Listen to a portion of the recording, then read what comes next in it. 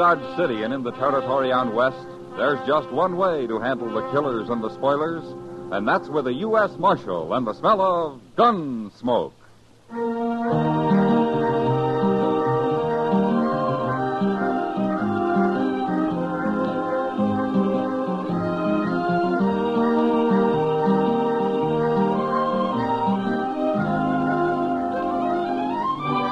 Gunsmoke, starring William Conrad. The story of the violence that moved west with young America. The story of a man who moved with it. Matt Dillon, United States Marshal.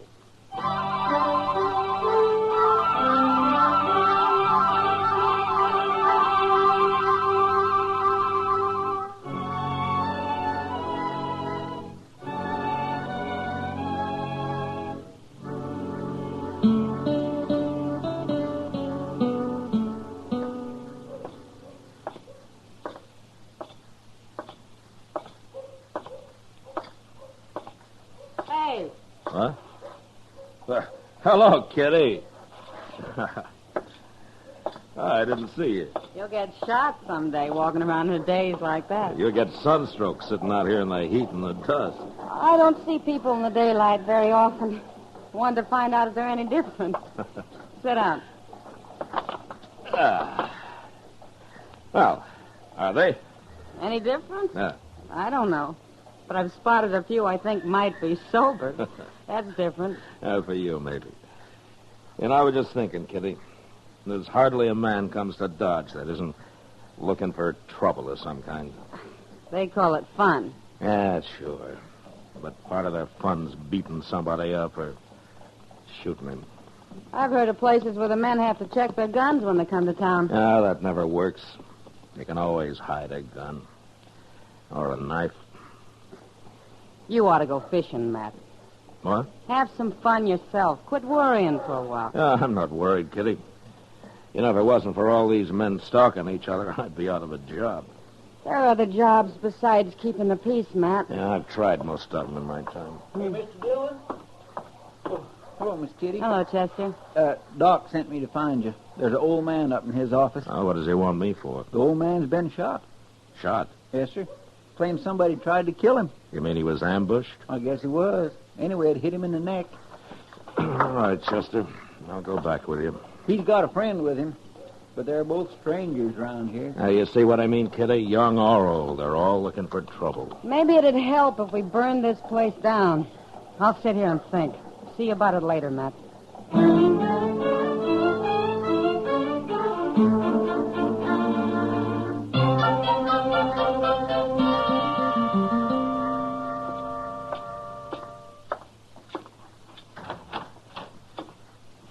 Where's the doc? Somebody come for him. Oh, what do you mean? Somebody come for him. That's what. Said somebody else was sick. You're the man that was shot, huh? We don't need you, Marshal. We'll handle this. What's your name, mister? Peavy. John Peavy. My partner's name's Rives. Milligan Rives, Marshal. You ain't never heard of us. Where you from? Up north. The sodbusters don't usually wear 6 guns. What are you doing in Dodge? We quit the land, Marshal. We're going to enjoy ourselves for change. We ain't never going back. Oh? You're a little old to be making a move like that, aren't you? I ain't hardly 60. Neither is Rives. Mm-hmm. Well, it didn't take you long to get into trouble, did it? We ain't in trouble. Maybe you're not Rives, but Peavy here's just been shot. I told you we'd handle this, Marshal. Ain't nobody going to sneak up on John Peavy and shoot him. I don't care if she is a woman. A woman? What woman? Oh, you already did talk too much, Peavy. You might as well tell him now. I ain't going to tell him. I'll fix her myself. You'll tell me or I'll throw you in jail till you do. I'm not going to have any women killed around here. Now, do you understand that? Hey, go on, tell him. You already started. Well, all right. She come up the alley, Marshal, next to our sleeping room, and she shot right through the window. Rive seen her running around the corner after. I'm going to fix her good. She's been threatening him, Marshal. I hear to do it. Who is this woman? What's her name? She's one of them gals that works at the Texas Trail, Marshal. Name of Kitty.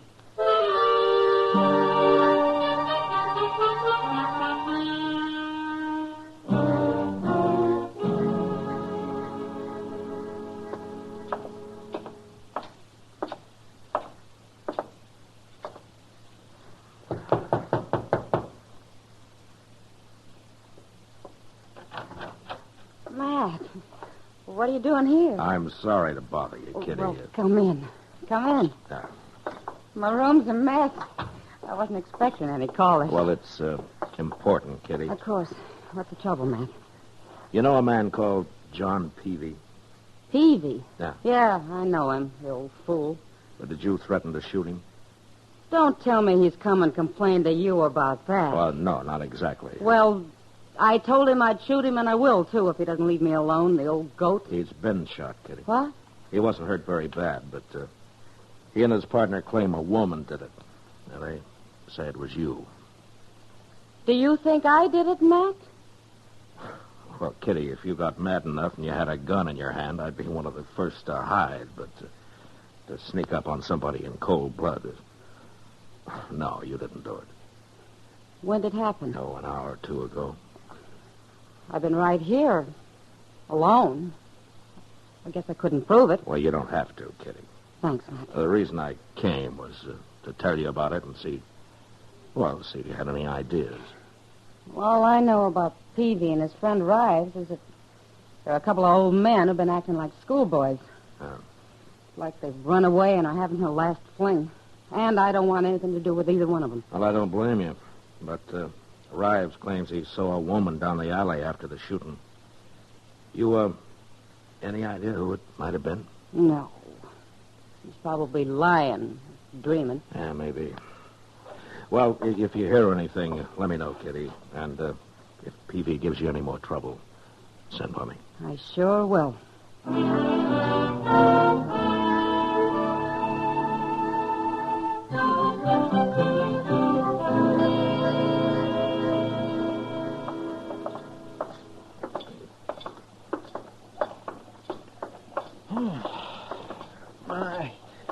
I ain't been up this early in the morning since I can remember, Mr. Dillon. Oh? How about last Sunday, Chester? Last Sunday? Yeah. Oh, well, that's different. That was still Saturday night, sort of. Hey, look. There comes Miss Kitty. What in the world's she doing up at this hour? She's in a hurry, whatever she's doing. Matt? Hello, Chester. Morning, Miss Kitty. What's the trouble, Kitty? Matt, somebody tried to shoot me. What? In my room, just a while ago. I had a pillow down by my feet. I guess they thought my head was there. They put a bullet right through it. What, did you see anybody? No, it came from outside. I didn't dare look out right away. It's kind of the same as happened to Peavy, Mr. Dillon. Yeah, maybe it was Peavy. He threatened something like this. I'm scared, Matt. Well, you should be. Chester. Yes, sir? You stay with Kitty. Don't let her out of your sight. I'm going after Peavy and Rives.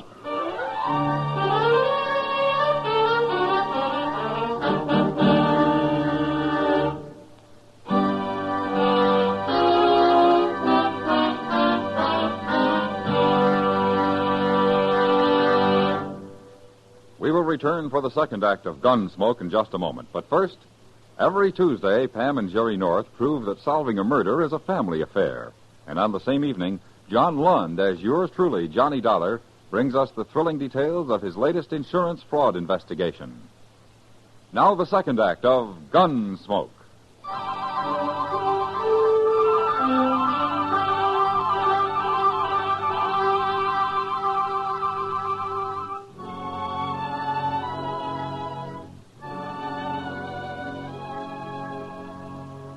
By noon, I'd searched the whole town, and there was no sign of Peavy or his friend Rives. They'd disappeared. And until I found them, I didn't dare leave Kitty where they could get at her. So I had Chester drive her out to a friend's place a few miles from Dodge, and she was happy to go. Now, we didn't have any luck until the next afternoon. cowboy happened to mention to Chester that he'd come across a couple of drunks camped about a mile up the Arkansas. So I decided it was worth riding out and taking a look. And it was.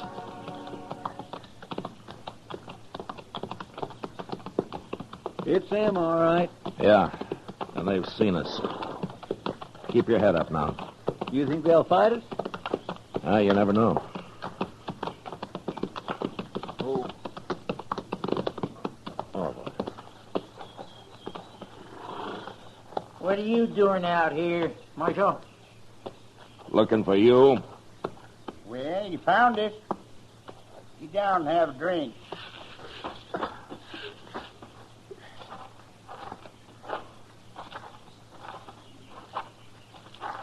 Well, what you got there? Corn liquor. Only about half a jug left, though.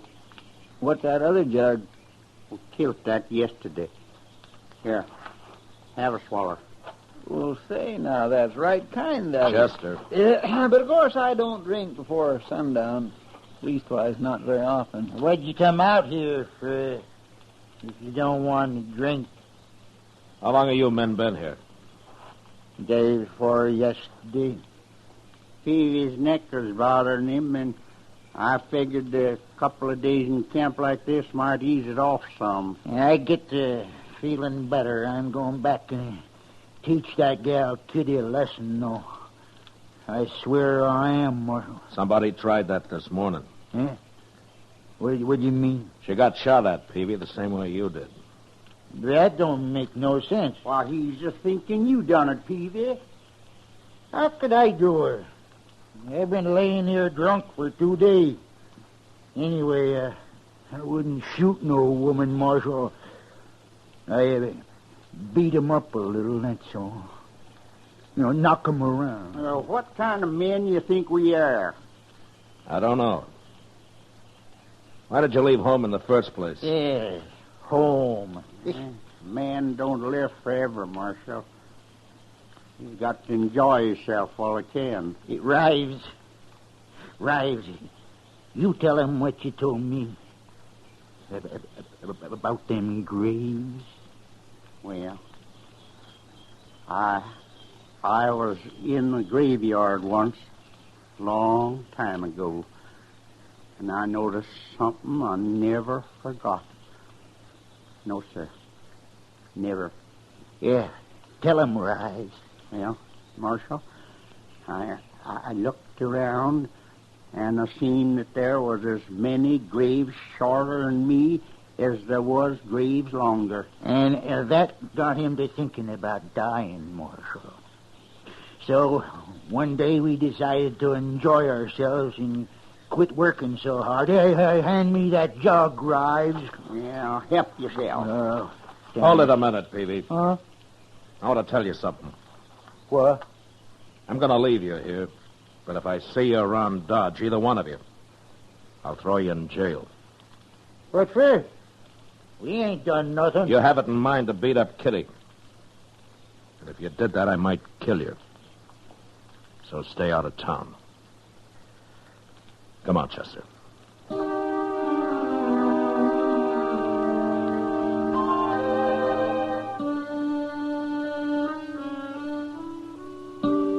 We left them there, passing the jug back and forth across their fire on the riverbank. Talking of death, probably, and of the hard, empty lives that they'd had. And the prairie often left men a little too hungry and a little too dry. Chester and I were talking about it when we spotted a woman up ahead. She was walking after a saddle horse, which we figured must have thrown her and got loose. She was an old woman, and dressed for Sunday in a long black skirt and a big hat with a fancy pin stuck through it. I sent Chester to catch the horse while I rode up to her and dismounted. My friend will bring your horse back, ma'am. Are you all right? I'm all right. Well, how'd he get loose? Mean critter, he run off. Oh, I see. You live around here? No. You've been down by the river, ain't you? I just came from there. Why? See anybody? Well, a couple of men lying around a fire, that's all. Drinking? Yeah. Yeah, they were drinking. You know them? I might. Are you looking for somebody? I might be. Well, maybe you'd like us to ride back there with you. And I don't need nobody to ride nowhere with me, mister. Oh, what's your name, ma'am? What's my name? I don't take to scallywag cowboys asking me my name. Well, I'm sorry. I didn't mean to offend you. You didn't? No, ma'am. Of course I didn't. What's yours? Matt Dillon, ma'am. Dillon. I heard that name somewhere. We won't be introduced proper unless you tell me yours. My name's Sabina Peavy. Ms. Peavy? I've been married 35 years, Dillon. Here he is, Mr. Dillon. Seems gentle enough. I'll hold him while you get back on, ma'am. I can manage.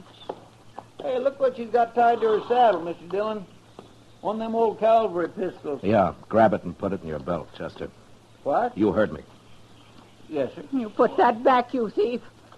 What are you, anyways? Suppose you'll steal my horse next. I'm a U.S. Marshal, Ms. Peavy. Everything's going to be all right. A marshal, eh? I want you to come back to Dodge with me. Chester will bring your husband in. Is she Peavy's wife?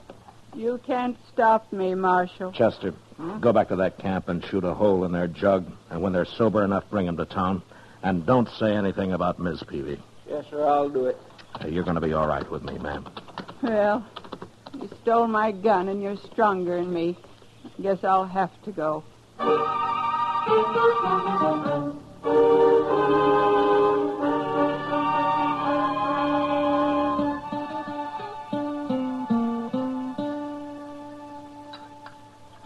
Shall I make another pot of coffee for us, ma'am? No. No, thanks, Dillon. They ought to be here pretty soon. It's nearly evening. You'll tell that girl, Kitty, how sorry I am I tried to shoot her, won't you? I'm sure Kitty will understand. Imagine me being blind jealous after 35 years. You, told me you were out to kill your husband. If that's true, why would you be jealous? You can be jealous, even if you hate a man, Dillon. You hate Peavy? I didn't know how much I hated him till the day that old fool Rives come by. The two of them rode off together. He come into the house and took the money and left, just like that. After 35 years. How'd you know they'd come here? They was always talking about Dodge. They was always talking about laying on the bank of the Arkansas and drinking corn liquor, too. I knowed where they was. You're mighty dressed up for a woman riding out to shoot a man. Well, it seemed fitting somehow. Only good clothes I ever owned, Dillon. Wore 'em when I left home, St. Louis. Yeah. Well, I'm glad I ran into you, Miss Peavy, before it was too late. I'll talk to him. I told you I would. But I ain't never going back to him. He's had his fun. Maybe he'll settle down now. Not with me, he won't. Dillon, I bore that man 13 children. 13? 11 of them died. And he beat me. Every time we lost one. Every time, Dillon. Oh, I see. Well, where are the other two? He ran them off. Don't know where they are.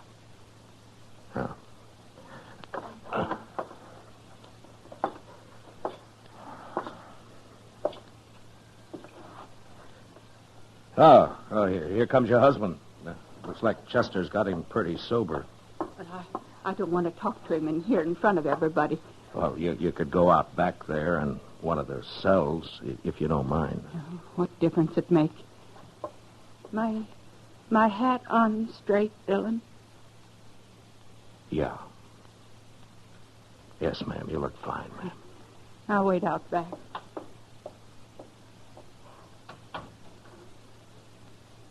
All right, in here.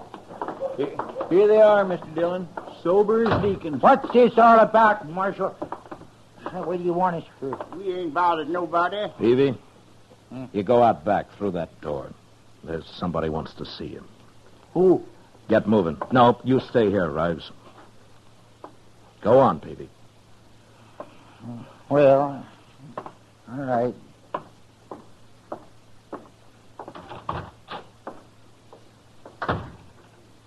Who's out there, Marshal? His wife. You? What will I do with their guns, Mr. Dillon? Throw them in a drawer, Chester. Okay, sir.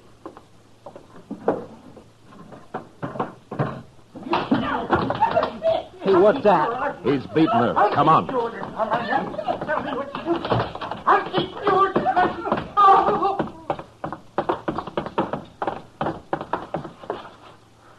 Look at Peavy. She knocked him out. I think I killed him, Dillon. Killed him? He sure looks dead. You stabbed him. I had been. He beat me for the last time. Said he was going to kill me. I put it right in his heart. When you old devil, I'll get you. No, you won't, Rives. Miss Peavy, you come with me. Chester, lock up Rives in another cell. What for? You can't lock me up. Oh, you ain't even armed, Rives. Get moving. Well, I tell you, I'm an innocent man. All right, President. Come into the office, man. Shut up. Your voice itches my ears. I'll have to listen to it. He was going to kill me, Dillon. I know he was. Well, I shouldn't have let him be alone with you. You didn't know. What are you going to do with me now? You mentioned St. Louis, Miss Peavy.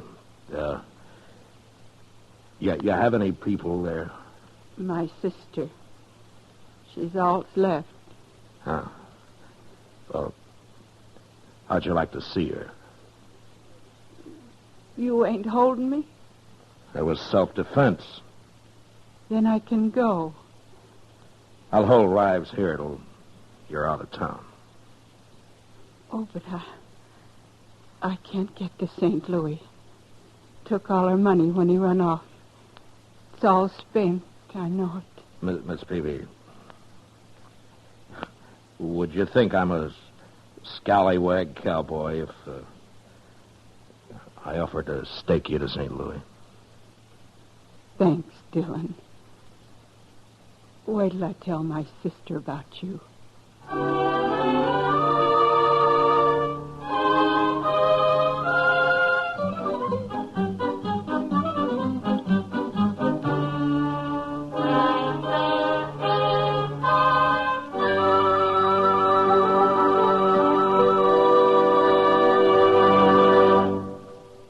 Gunsmoke, under the direction of Norman Macdonald, stars William Conrad as Matt Dillon, U.S. Marshal. Tonight's story was specially written for Gunsmoke by John Meston, with music composed and conducted by Rex Corey. Featured in the cast were John Daner, Ralph Moody, and Helen Cleve. Harley Bear as Chester and Georgia Ellis as Kitty. Join us again next week as Matt Dillon, U.S. Marshal, fights to bring law and order out of the wild violence of the West in Gunsmoke.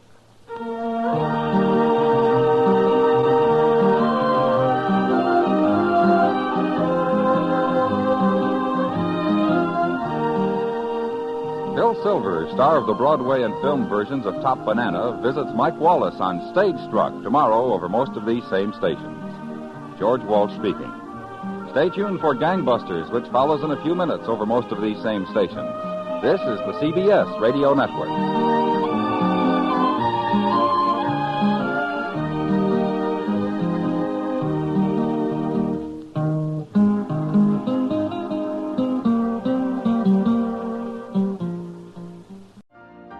You've been listening to the OTR Gold Network. Find more classic radio at otrgold.com.